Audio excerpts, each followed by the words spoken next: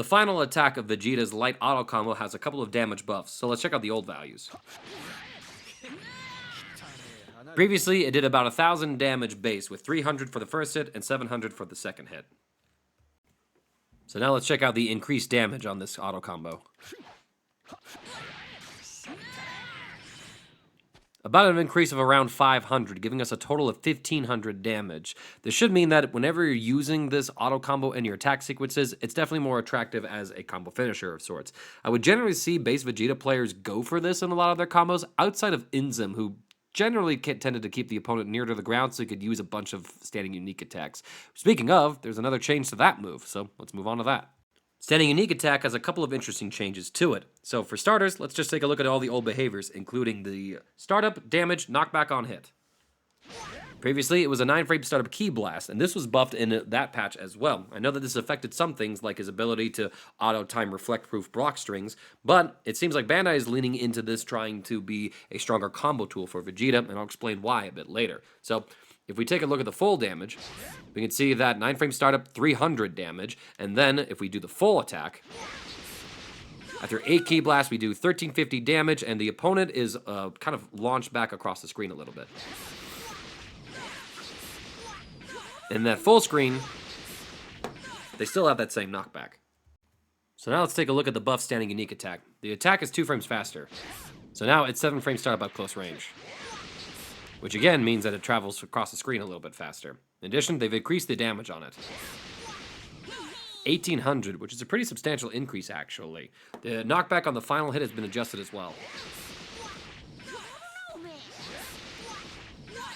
Seems like the character will pop up in place a little bit more, so this should allow you to get some new links with it, which is also nice, calm down Zamasu, because you can now perform this twice in a Z combo. So in terms of pressure, this means that base Vegeta can do something like this, and shoot out these ki blasts to keep you on your toes guessing and, you know, just add more mental stack to his stagger. In terms of his combo game, with this being a higher meter build option and doing substantially more damage, it's actually kind of attractive to combo into.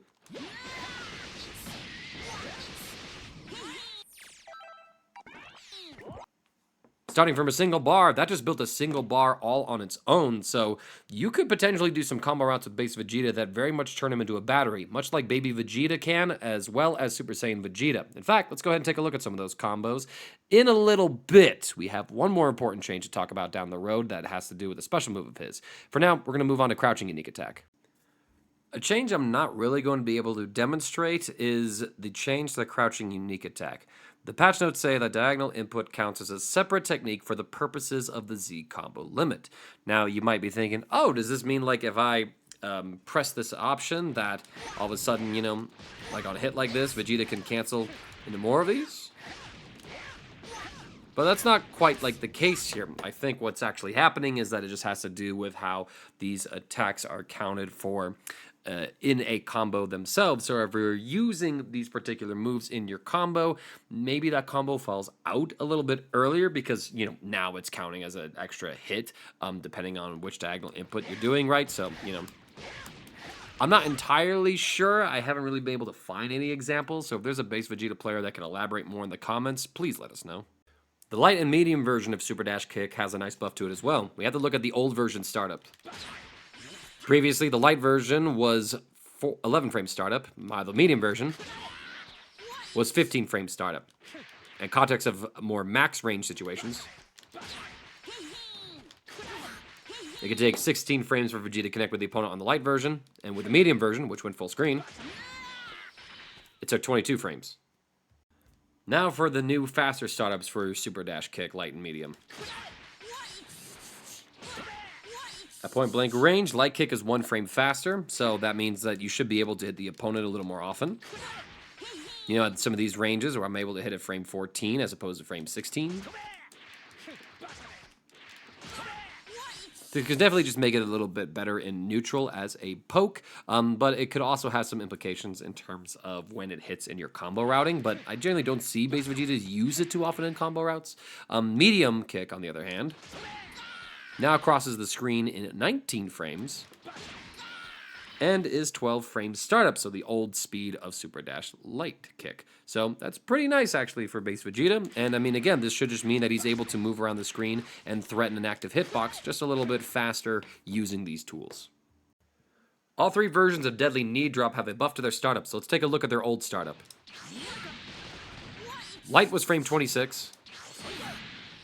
Medium version was frame 29, although usually it reached frame 30.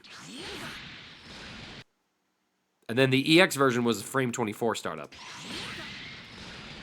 Tied with 6M, so you might not think this was an attractive overhead option for base Vegeta compared to that tool. But the EX Flash was great because Vegeta would disappear on both his Deadly Knee Drop and his Super Dash Kick, making the opponent guess between a same-side overhead and a cross-up.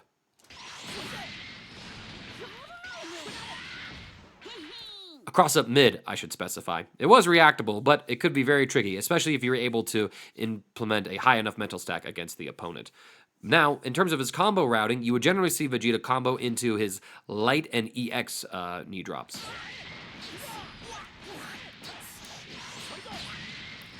That's because both of these techniques were fast enough to combo after a smashless jump too heavy. However, the medium version did not combo in this context. You would generally combo into the medium version off of a smash launcher, something like an immediate 2H cancel, or after his full light auto combo. This would be a nice way for you to get a ground bounce with a meterless special move, as opposed to having to invest half a bar into the EX special move, to then get extensions with your assist to then improve your Okazemi or the damage on your level 1 super. With his command grab, I have no use for Saiyans that can't move. Now, while we also want to talk about the change to his Deadly Knee Drop medium as well. I mentioned that it's a ground bounce, and one that, again, required Vegeta to have an assist in order to get any sort of extension here, usually. So with that change in mind, let's go ahead and look at the new version of the patch with the moves faster startups and with a new behavior on Deadly Knee Drop's medium version. Now let's check out the new startup for all versions of Deadly Knee Drop. Light is 24 frames, so 2 frames faster. Medium is 3 frames faster, and EX is also 2 frames faster. So now the EX same side overhead is faster than 6M, just making it an even better mix-up tool in those situations. Additionally, this also affects his combo game because now the medium version actually is able to combo from a smashless J2H. This combined with the other change to Deadly Knee Drop's medium version, where they've adjusted the knockback on hit during its smash hit, actually gives Vegeta a whole lot of new combo potential. So if I were to do something like this,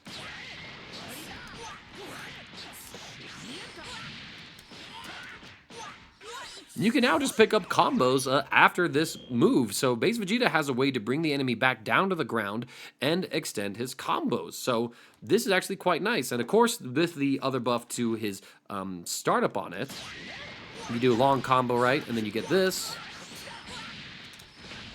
You are able to go into his I have no use for Saiyans that can't move command grab without having to spend a meter on the EX version in mid-screen. So this is actually pretty nice of a buff for Vegeta here. I mean, again, like, you used to have to use the EX version to get these extensions because you couldn't really combo into the medium version outside of, like, some smash launchers. But now that you can universally, or mostly universally, combo into this with some non-smash hits, now it's a whole lot easier for Vegeta to conserve some of his bar and get access to his empowered level 1 and his level 3. Now, because of all these changes, there's a whole lot of new Vegeta combo theory to explore, so let's take our time now and actually look at that. Courtesy of one of the best to ever cook in Dragon Ball FighterZ combo game, Xiao has this video on some Vegeta combos that you can do, and I'm going to namely just talk about some of the implications here.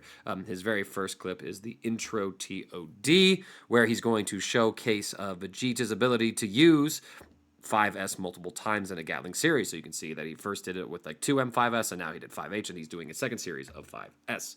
And again, here's the buff to the medium dropkick, allowing him to again set it up. And he started with I think the 1 bar that you're required to start with, about a bar and a quarter in this combo. By the end of it, he is actually able to get 4 bars of meter built and, thus end with, a limit break level 1 into level 3, and it's a TOD. And the fact that this is like a TOD combo from a medium starter is actually kind of on, this is like kind of what you want to see from some of your combos, right? Because one of the things about limit break, your B and Bs become TODs more often than not, and this actually seems very, very practical. So there's a whole lot of other things to also explore with here.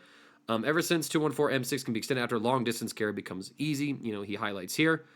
So you can do things like this and go coast to coast a lot easier. That's a cute little setup at the very end of it, of course. Yeah, and now he's also highlighting just some other things that you can do. So again, with the new knockback, you're able to actually get these knee drop combos here. And so again, you could do these very key blast intensive combo routing for Vegeta to mess around with, and it builds quite a bit of bar. 5S reduces damage a lot if used early, but if used late, it is equivalent to 8 times light attack. So very important scaling right here. Before we just start going through this entire video, we're going to just try and take a detour here. The link, of course, is going to be in the description of this video in case you all want to check it out. And I think there's actually a lot of practical information as well as some good guides to use here for base Vegeta. So please check out Xiao. Y'all should probably know about him by this point. Taking to Twitter real quick, Just Arton was actually able to provide some combo comparisons for base Vegeta here, and we can kind of get a sense for the damage and the meter build that he would usually be able to build. So this was a version of the combo that we were using before 1.40, a kind of a modified version of what Inzem was using back when he was competing in Dragon Ball FighterZ. So if we take a look at this sequence right here, this is off a 2L starter. We started with 3 bars. Kind of doing the classic loops, a couple of key blasts right there just to add some damage and some meter build. We built about 2 1/4 bar without having an assist, and it's 4,320 damage. Meanwhile, using a newer version after the buffs to Vegeta's 5S, the buffs to 5LLL and 5S allow for a new version of B&B to get a bit more meter and at least 350 more damage. Might be possible to get an extra key blast from 5S here to break 4,700. So let's take a look at this. So medium rocket kick, Destructo Disc. And again, like Xiao mentioned in the video that we looked at, you want to kind of do these toward the end of your combos.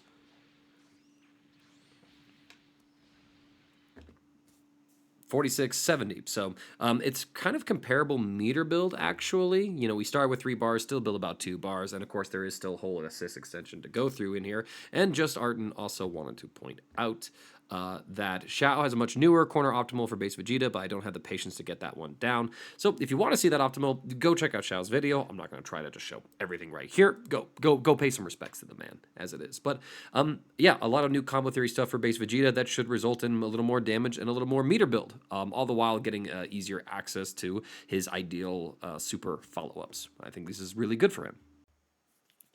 Energy Cutter, Vegeta's Destructo Disc, has increased block stun.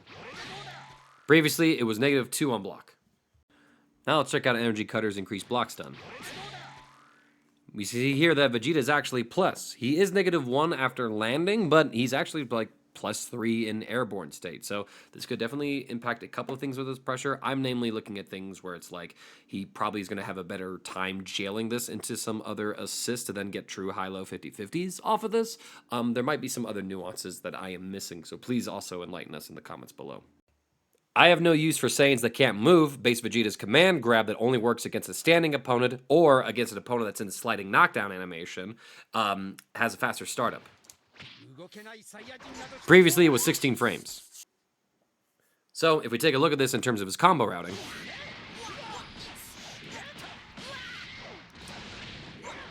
it was pretty easy to get after universal knockdown, such as off of his J Jump Heavy sliding knockdown or his Dragon Rush sliding knockdown. However, off of other moves,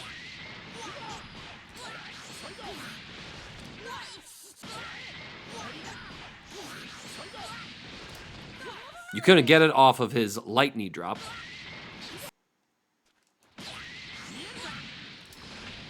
You could get it off his medium knee drop. And of course his EX knee drop, provided that you held forward so that base Vegeta didn't just fall backwards. Instead, he would land right next to the opponent. This also had some implications when it came to his tag routes. They've sped up the startup on this command grab by 4 frames. So now it's 12 frame startup.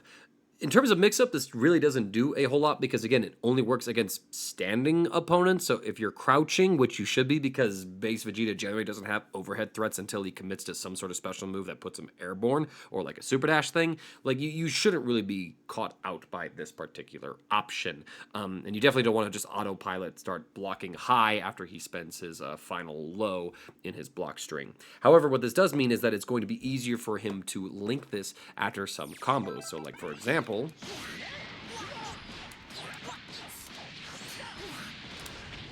he can now get this off of his light deadly knee drop, as well as, of course, we know we've seen that he's been able to do it from medium and EX before, but there's going to be a lot of situations where he should be able to reach this almost like anywhere. In fact, if we take a look at mid-screen,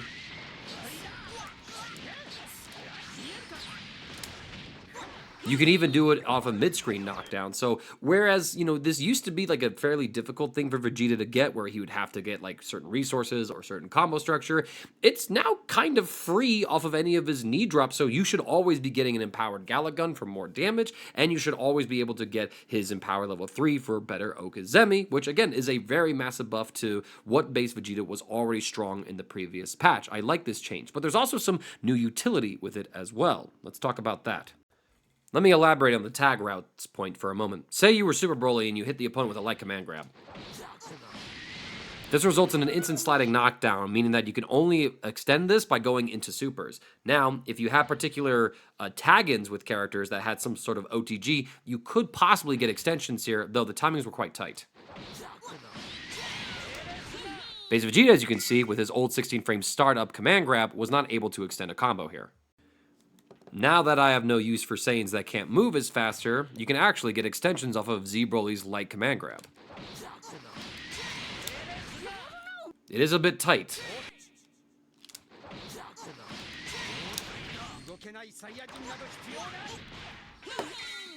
But other opportunities like this for Vegeta to extend off of situations where he couldn't, really synergize with a teammate before are going to be more numerous. It's going to probably take your labbing to really find these sort of knockdowns and things like that. But there's some potential here for base Vegeta to come in on some sliding knockdowns, scoop the opponent, and then go into, more damage, more combos, his empowered super for rotating DHCs, things like that. So just be on the lookout for any synergy like this that might exist with your team. Let's move on to all three of Vegeta's assists, which see buffs in this patch. There's more block stun in the A assist, so let's take a look at the old version's block stun. 30 frames, pretty acceptable, and depending on the characters, you can get some true mix-ups off of this. Now let's take a look at the new block stun for his A assist.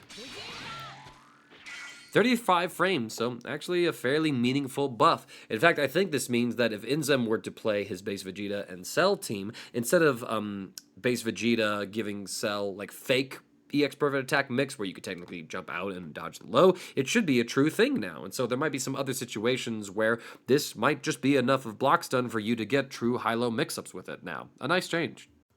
For his B assist, they've increased the attack duration, which I'm going to interpret as that they've extended the range of the attack. So, this used to be about a quarter of a screen option. Fairly stubby for a Lariat assist, on top of having pretty low block stun as well compared to some of the other options in here. Overall, this is definitely one of the weaker Lariat-style assists that didn't really have a good upside to it. Now let's take a look at the increased duration on his B assist.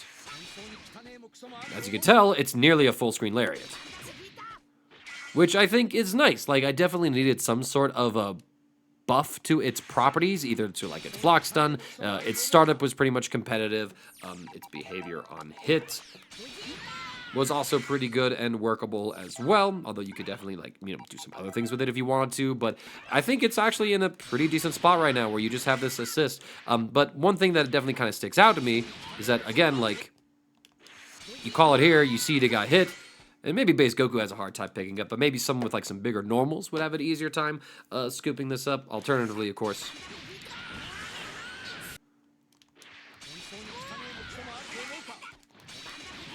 if I can do my inputs correctly.